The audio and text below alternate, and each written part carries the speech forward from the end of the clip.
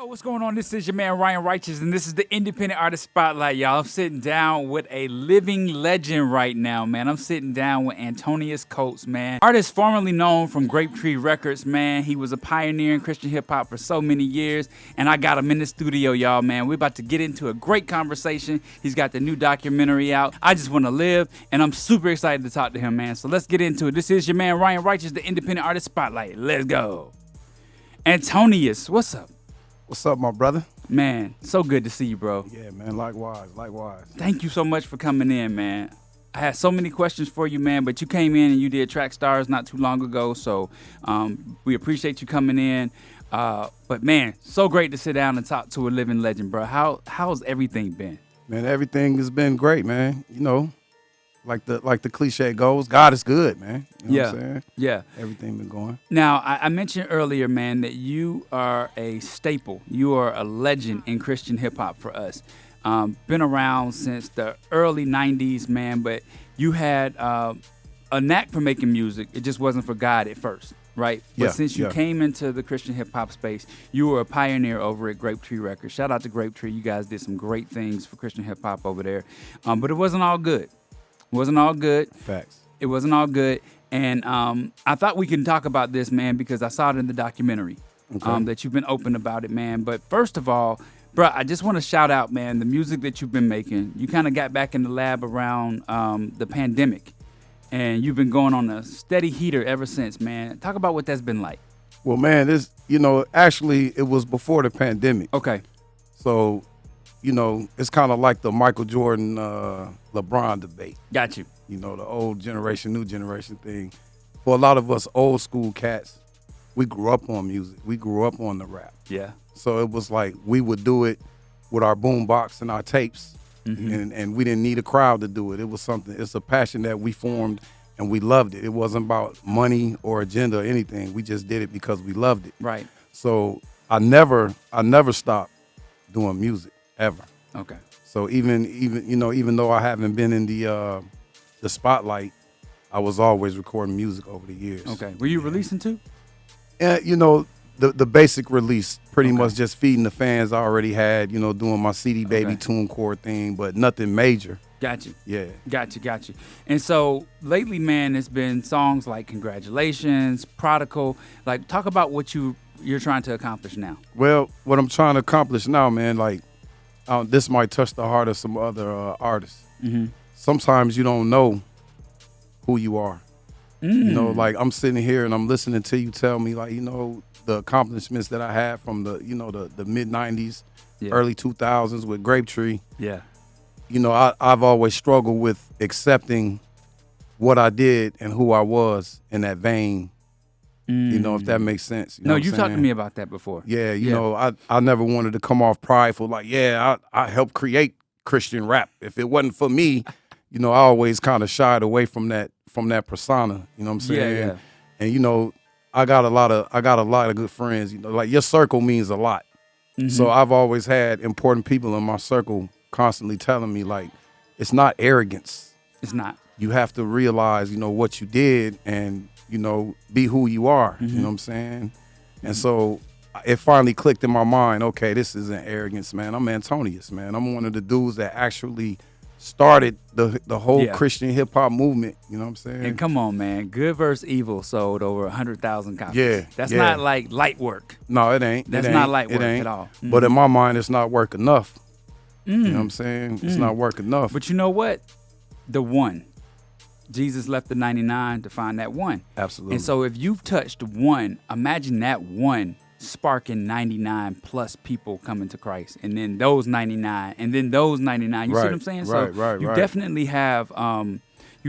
have made a wave and a ripple in God's kingdom. Yeah. Especially, man, and I can't wait to get into the conversation about your testimony, about being in the streets in Chicago, robbery, getting arrested, going to jail, all the different things that you went through, from the drugs and everything, and then who you are today, bro. Like, just looking at you, man, like you have a glaze of the Holy Spirit in your eyes. Amen. That's what's up. Yeah. Yeah. And bro, like I got to tell you, man, your documentary brought me to tears, man. You captured something that a lot of people wish they could have. Definitely, it was nostalgic for me because the song. Let's talk about the documentary, right? Let's Okay. just get into that. The documentary, man. I Just Want to Live. It's a documentary of you going out and finding out who your birth father was. Yep. You told me the story, but then you recapped it in the documentary, so I fully understand what was going on. You grew up believing that a certain man was your father. Yep. And your mom was young. She was 15. Yep. 15, 16. Yep. Yep. And she had somebody else claim you Yep. that wasn't your dad. Yep. But then all these years later, you meet your dad for the first time. Yep. Dana never lies, man. DNA, boy. Yeah. Dana always tell the truth, man. Yeah. What was so amazing about that moment, man, was you met him for the first time, and you didn't have any angst toward him. Like, it was just, man, give me a hug. This is my pops. This is my dad. I love him. I love him. And I just think that was so refreshing, man. I lost my dad when I was 31, and we were best friends. And one of the songs he used to always sing to me was Heat Wave. Okay. Yep. Always and forever. So when Yeah. you and your dad started singing that together, man, that just brought back a special memory. And it reminded me that even though I had my dad in my life, most of my life, it doesn't make up for what God can do later in life. Yeah, absolutely. You know what I mean? Like, y'all had that moment, you were in your late 40s when that happened.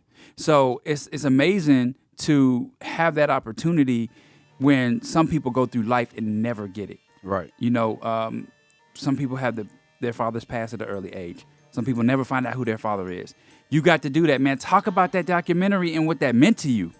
So, man, the documentary was actually my way to heal from the issue. Yeah. So, like you were saying, like I grew up, thinking that Johnny was my real father all my life. Yeah. And shout out to him, and shout out to a lot of men that step up in the place of absent fathers too, and Absolutely. do what they got to do. So, but the issue was like all my young life, I was always trying to please them. I was trying to like get acceptance from them, and I clearly noticed that I wasn't getting it. It was stuff like, my little brothers would come back. Oh, we had a good time at Disney. Yeah. Then I would sit in the room like, man, I'm his oldest child. Why wouldn't he take me to Disney?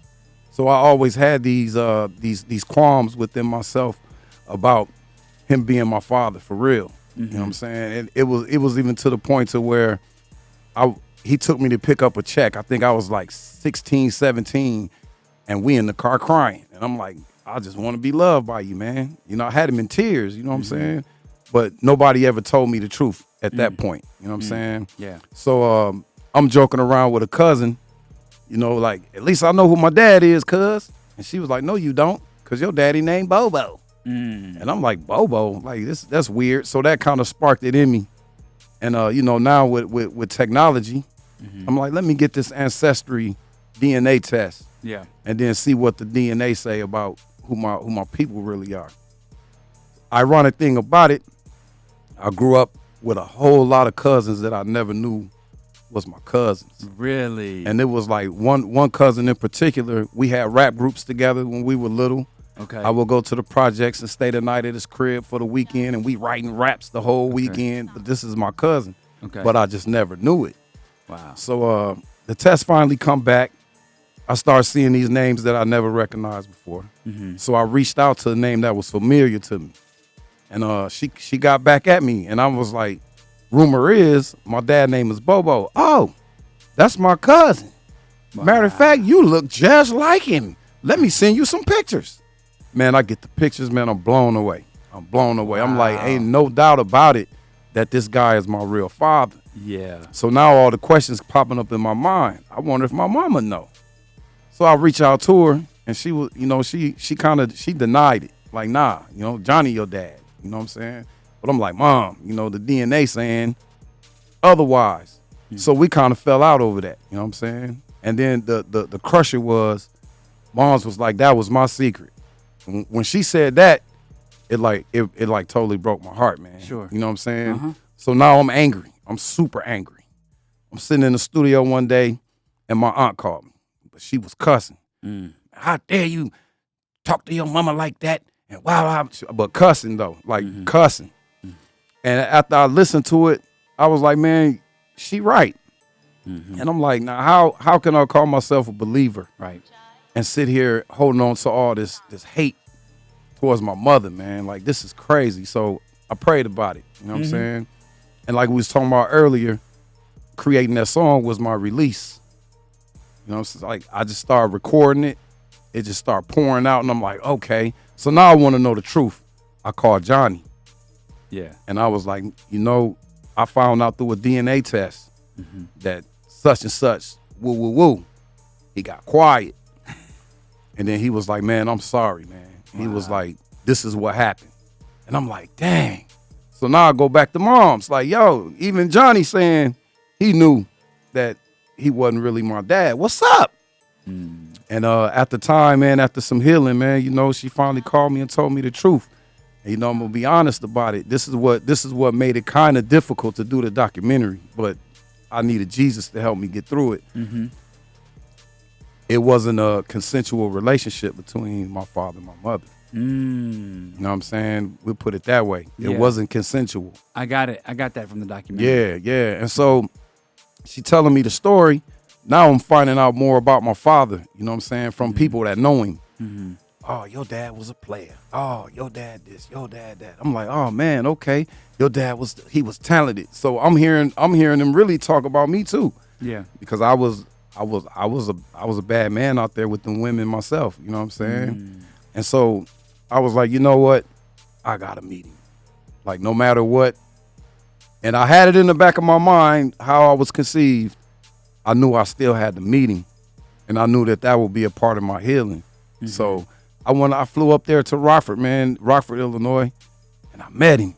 And when I tell you, it was mind blowing. It was like, even my brother, he was with me, and he was like, man, you the spitting image of your father. Yeah, I saw that. You know what I'm saying? Like he was drawing things that I was drawing saw when that. I was in junior high school, and I never even knew he existed. We drawing the same stuff, and we love music. Like, he was drunk. Like, he was straight drunk, You man. hold a tune though. Oh, but yeah. And then I noticed, I was like, my father communicates to people through singing to him. Wow. I do the same thing. I'm Yeah. like, I see where I get it. Yeah. And the overwhelming feeling of, you know, meeting cousins, meeting people that I look like. Got a lot of, you know, we got similarities. I'm like, that overtook all the bad stuff that I could possibly feel. Yeah. Because at that moment, I felt accepted. Yeah. Like, even though I don't know y'all, I feel like I'm a part of y'all because we share the same blood and we family. Yeah. You know what I'm saying? So I was able to look past my father's issues, and I was able to get past the issues that I was having with my mother. And we actually, after that happened, my uncle called me and he said, boy, you don't know what you did. I said, what you mean? He said, man, you freed your mama. I said, can you imagine holding a secret like that all of those years, man? You freed her. And I was like, man, Unc, I feel free too. And since then, man, me and my mom, man, we have the tightest relationship that we ever had, man. Just from that truth getting out. You know what I'm saying? A beautiful relationship, man. Like, beautiful. Yeah. And you know, Kirk Franklin, he had a documentary that he dropped not too long after this happened to me. I remember that, yeah. And that was another part of me doing the documentary. He inspired me to do the documentary correctly. Because one thing I noticed, and I'm not passing judgment on Kirk, but it was hard for him to let go of what his mom did to him. Yeah. And God just kept telling me in my heart, like, it don't matter what your mom did. It don't matter what your father did. You follow me, forgive. You know what I'm saying? Yeah. It was hard. Yeah. But I wanted to show the world that part of it. You know what I'm saying? Like, no matter what happened, you still gotta forgive. And to find that avenue, like, why should I? And that's what it was. She was only 16. Yeah. And then once I found out a lot of things about my father and the way he grew up, it was a no giving. It was like, how can I be mad at this dude when he went through what he went through? When his mom had to send him off for some disclosed reasons. Yeah. He wasn't able to grow up in the house. He was always an outcast. He was, you know what I'm saying? So I'm like, I can't be mad at him, and I most definitely can't be mad at my mom's I thought about what it was like when I was 16. Yeah. I was having my first child at 16, and I didn't know what to do. Mm. You know what I'm saying? I didn't know what to do. So I can imagine how a female, my mom's would have been, but she kept me. Yeah. She raised me. She made sure I had everything that I needed. You know, her and my stepfather. Yeah. You know what I'm saying? Like, I couldn't have asked for a better father than my stepfather. Taught me how to fish, play chess. Yeah. You know what I'm saying? Yeah. He put that Chicago in me. My dad is from the city, and he put that in me. You know what I'm saying? So it seems like what it really did for you is it brought you closure. Yeah. It brought you healing. And I believe that's what it's going to do for others. I think that people can see your experience. They can live through it and wonder what it's like to make that phone call or to make that next move. But also to forgive. That's the number one thing. That's the biggest part of it. And you forgave very easily. Yeah. Especially knowing what you know about the situation. And I think that's the part where it's like, man, it's remarkable to see you go through that and how it has helped you understand who you are. Yeah. You know what I mean? Like the similarities with the music, the similarities with the drawings, the similarities with the looks, the background, the past.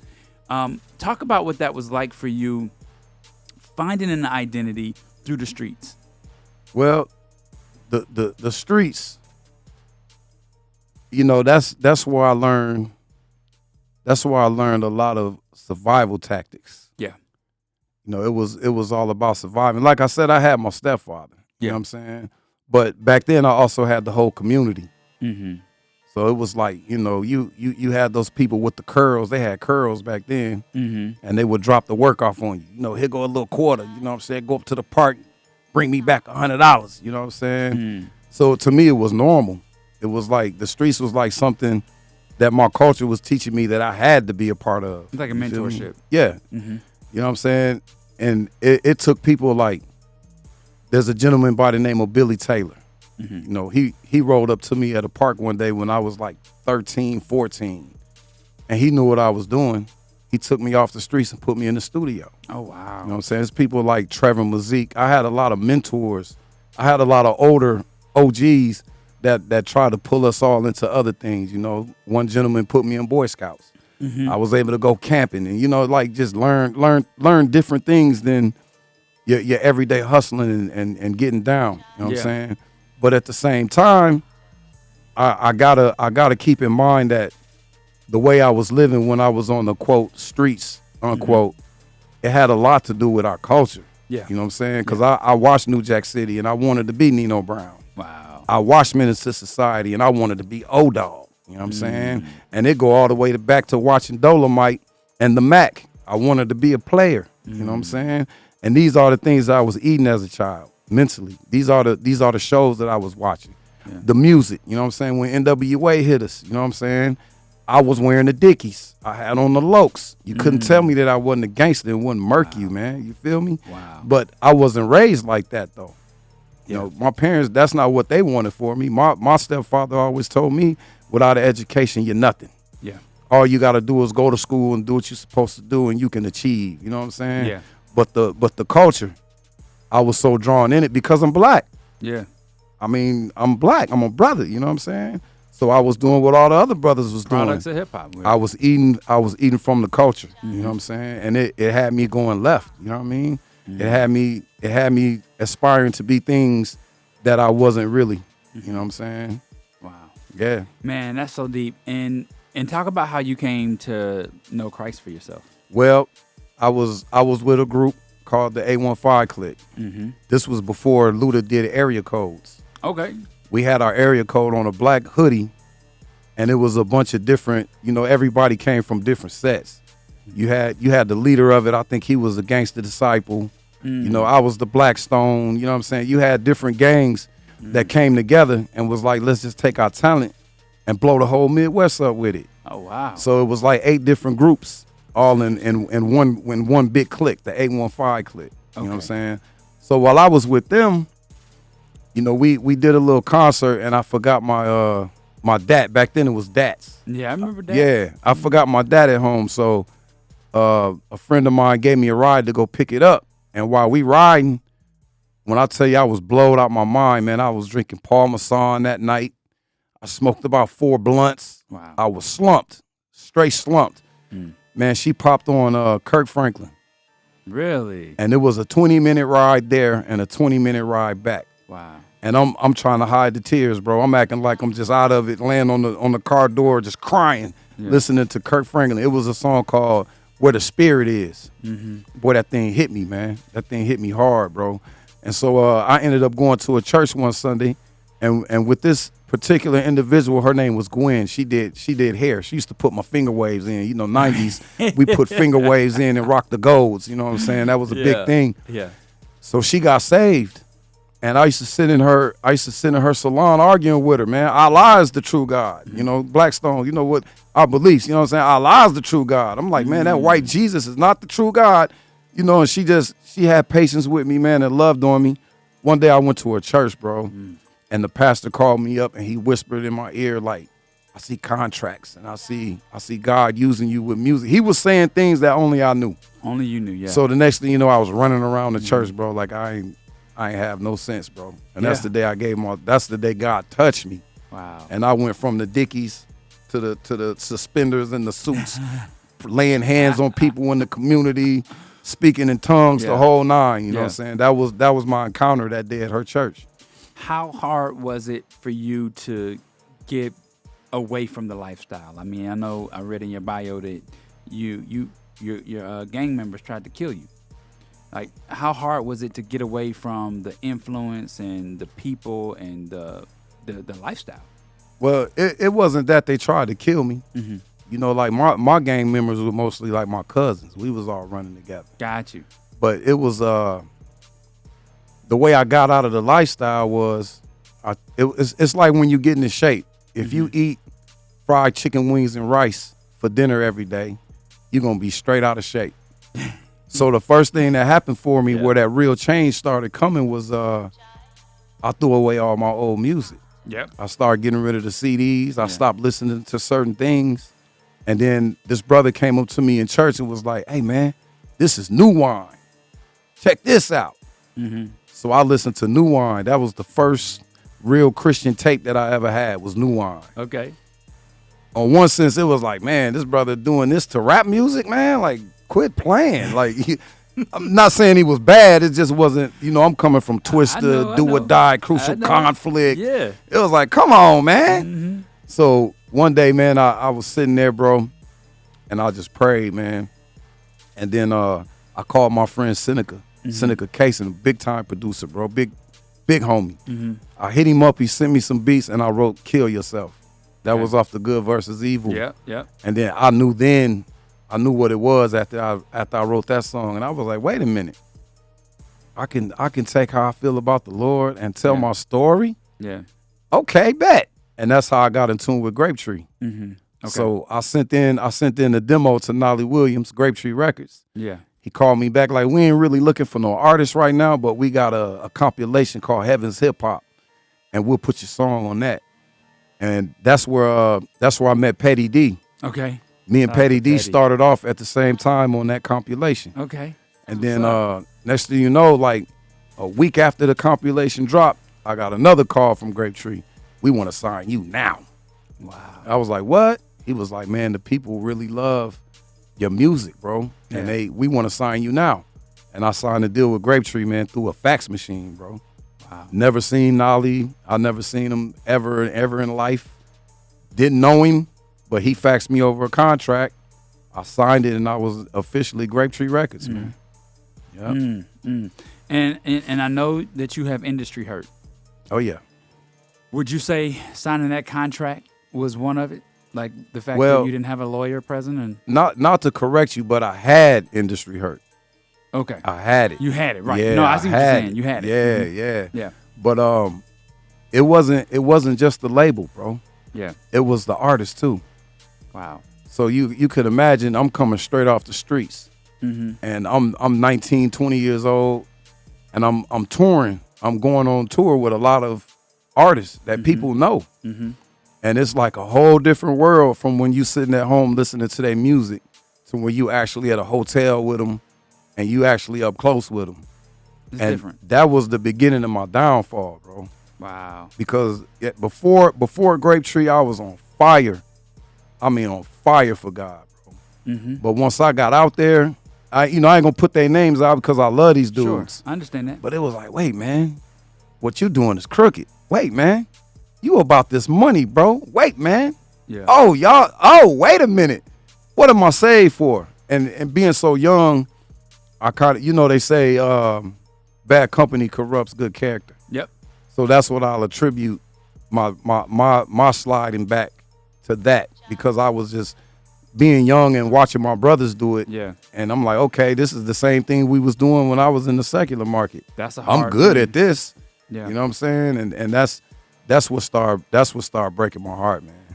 It's a hard thing when you yourself question whether or not anyone can really live like this. Right. Right. And then when you get the courage and you're like, yeah, I can live like this. But then when you see everybody else and you're like, well, wait a minute. Is this person faking? Is my pastor faking it? Right. Who's right, faking it? Right. And it gets really hard to distinguish, whether or not anyone's ever living for God. Right. We're just all out here, playing the game. So I definitely understand that. And I'm glad you got out of that. Yeah. I'm glad, no doubt. because it seems like to me, you had enough of the word in you. You were on fire for the Lord before. You knew how to get that fire back. Yeah, no doubt. Yeah. No doubt. Yeah. And like you said, man, like, again, it wasn't just the label or the industry. Mm-hmm. It was also hitting at home too. Because a lot of you start seeing a lot of the pastors fall for the worldly stuff. Yeah. I knew. So a lot of people don't know, but holy hip hop actually started in Atlanta. Yeah. D. Dominique, Boogie Bless. Yep. They was on V103 back then. Yep. And 97.5 was Yep. where I was when I met Boogie Bless. I was working there. Yep. So all of those guys were a part of Bishop's church, Eddie Long's. Yep. So when that happened, that crushed me. You know what I'm saying? Because I knew Eddie Long. You know what I'm saying? That crushed me. Yeah. And then I can remember one time going to a Benny Hinn conference, and when I left out of there, I was so angry, and it started getting to like, I don't like this TBN Christianity. Yeah. Send me $100 and I'm gonna send you a sponge that you can put in water and you're gonna see miracles happen. I'm like, this can't be. So That is not the real gospel. that threw me away. That threw me off, bro. And Yeah. so I ended up in Orlando, Florida, at a church called Jump Ministries. Mm-hmm. And I honestly believe that's where God built the relationship and made a man out of me out there. You know what I'm saying? That bishop was hardcore, bro. Yeah. Telling you the truth, huh? He was a real truthful bishop. Yeah. And what I learned mostly from him was everybody's a human being. I would come to church blowed high, Wow. bro. Wow. And then I'll miss a Sunday. He'll call me, why you didn't come to church? I'm like, Bishop, I ain't gonna lie to you, man. I was so high. I'd rather you be high in God's house than be high at your own house, man. How you gonna get delivered if you don't come to the house and hear the word? And I'll be like, man, he stayed on me like that. You know what I'm saying? I used to get mad at him. Who this dude think he is? You know what I'm saying? Like, who? The bishop. Everybody the bishop. You know what I'm saying? But I didn't know at the time, man, that God was using him Absolutely. to burn things out of me and to put things into me Yeah. that would lead me to a real relationship Yeah. with God. He wasn't perfect either, Yeah. but he was perfect in the sense that he was a true believer. Yeah. And that's why I asked you, how hard was it to leave the old life behind? Because that stuff lingers and like you said, the company that you Yeah. And then also, if it's what you knew the most. Like, Right. I've been knowing this for the longest for all of my life. Right. I don't know how But to get away from it's all God, bro. Like Yeah. that's when the renewing of the mind comes into place. Yeah. And that's something like nobody can really teach you. Right.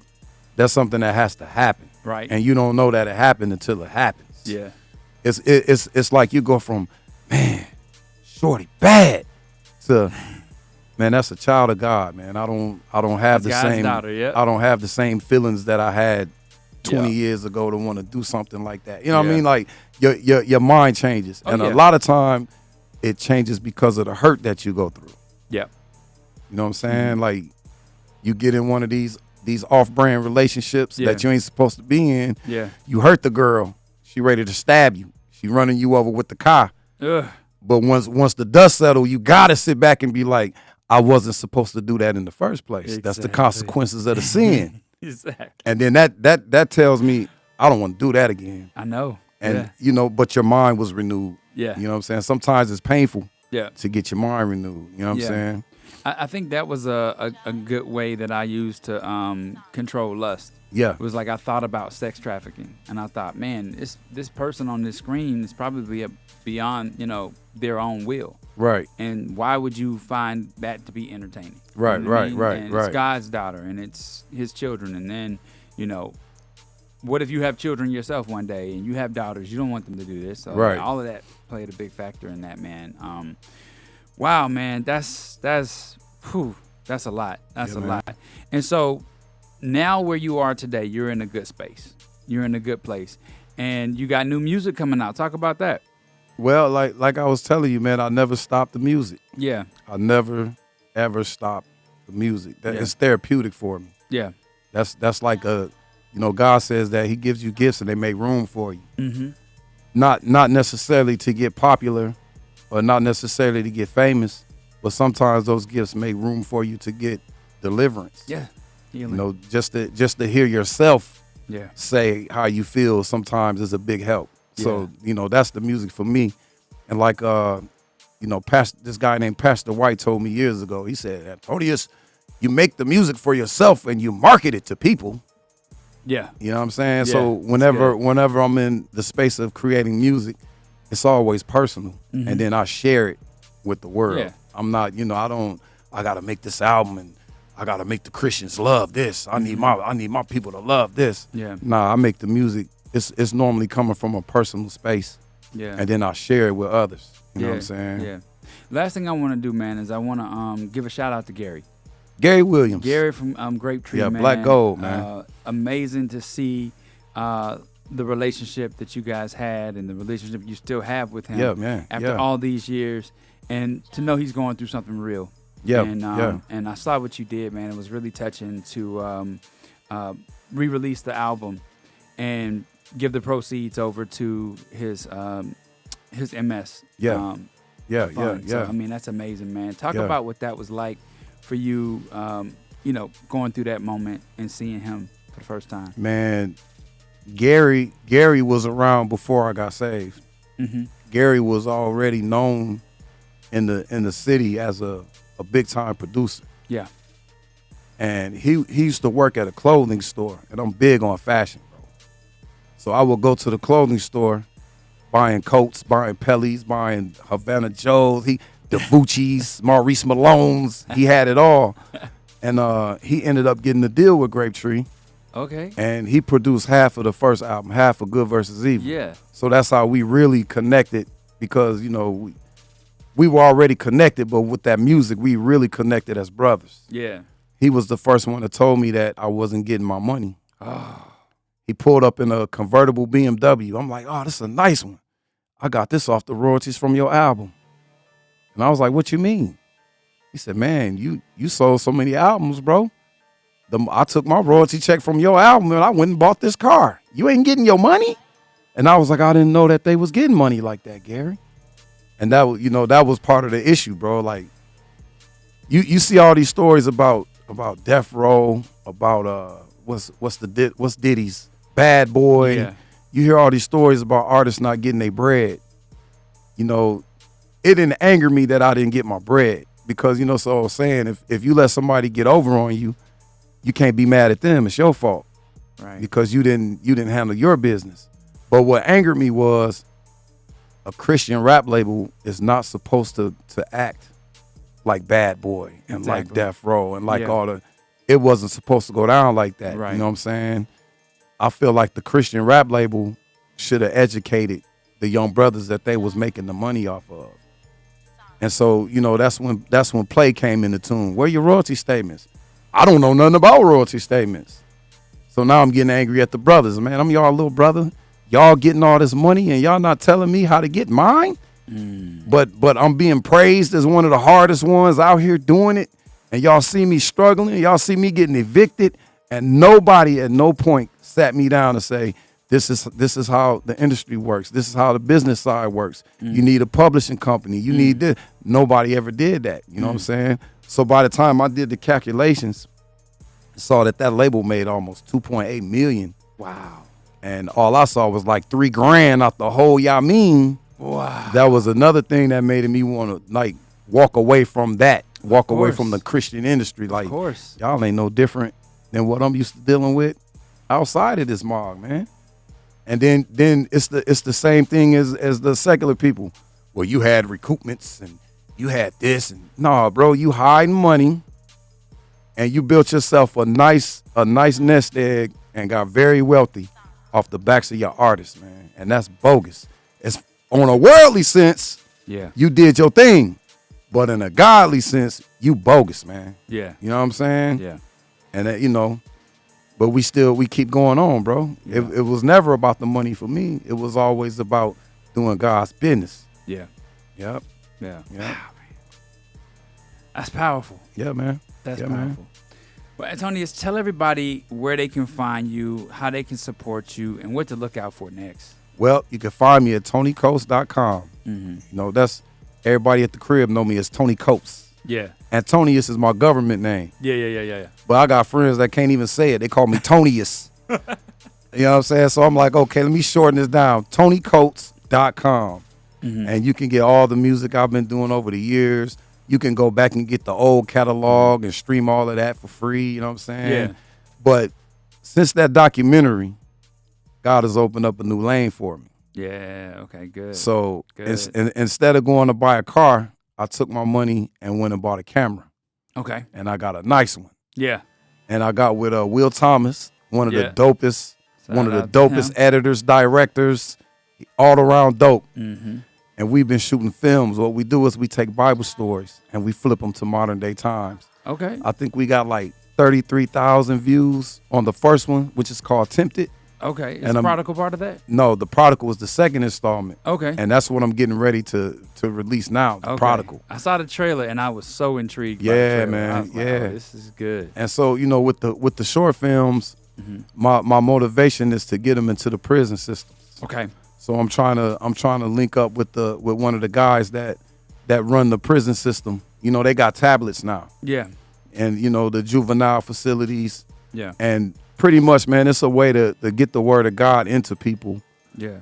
It's not religious. Yeah. You really wouldn't know the story unless you knew the story. Yeah. You know what I'm saying? Yeah. But it's a way to introduce Jesus to a lot of people. Wow, man, that's good. That's really good stuff, man. I love that. I think it's amazing. I'm excited about the Prodigal release, though. Oh, it's gonna be dope, bro. Yeah. Just the trailer alone just was like, oh, man, this is gonna blow my mind. Yeah, it's dope. Well, man, look, thank you so much for sitting down, talking with us, and sharing your heart and your vulnerability about the documentary, the music, what you've been through. Yeah. You're still a hero to us, man. Still a hero. All these years later, I know it's hard to take it in, because it's like that for us as well. People say, man, y'all hit 100,000 subscribers, and we're like, what is that? Well, the kingdom is in. Right. The kingdom is broken right now. We got work to do. Yeah. Exactly. But no, man, appreciate you. Great to be able to give you your flowers. You know, overdue, I think. But also, you know, you're still very relevant to our scene, and we appreciate everything you're doing. That's what's up, man. Appreciate you. Yeah. All right, man, listen. Great interview with Tony Coates. Yeah.